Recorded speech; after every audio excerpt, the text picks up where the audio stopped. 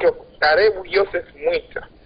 Sasa nasikia kwamba ulifanyiwa vitendo vya udhalilishaji shuleni. Niambie ilikuwaje siku hiyo mpaka ikafikia hatua hiyo? Ilikuwa ni jana. Nilikuwa nimevaa suruali ambayo sio sare ya shule kwa siku ya jana. Nilikuwa nimevaa suruali hiyo. Mwalimu mmoja hivi akaniita. Akasema wewe umevaa sare sio ya leo. Mimi hapa nikaenda. Nilipoenda huyo teacher akanichapa. Aliponichapa kuna teacher mwingine akasema hivi, mbona tena huyu hapa amevaa suruali hiyo modo? Akati mimi hapa kila siku ndio suruali ninayovaa.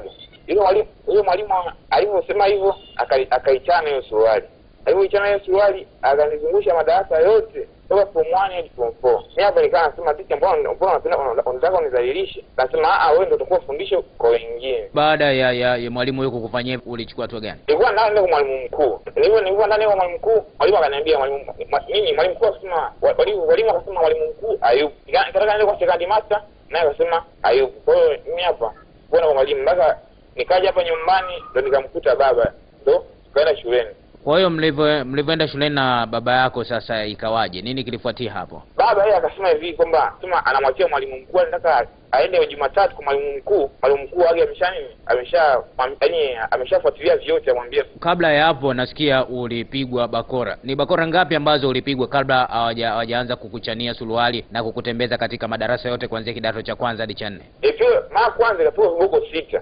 Ya nini vya kuvaa sare yenyewe sio ya shule. Wakasema ni darasani. Nikarudi tena wakasema sare sio ya shule. Wakanipiga tena viboko 3. Kwa sababu suruali ni modo. Wakanipiga viboko 3. Kwa jumla nilipiga viboko 9. Mimi nikushukuru sana. Jina lako lakini pia uniambie shule ambayo unasoma. Naitwa Karibu Joseph Mwita. Ndio. Nasoma Yanga Secondary School.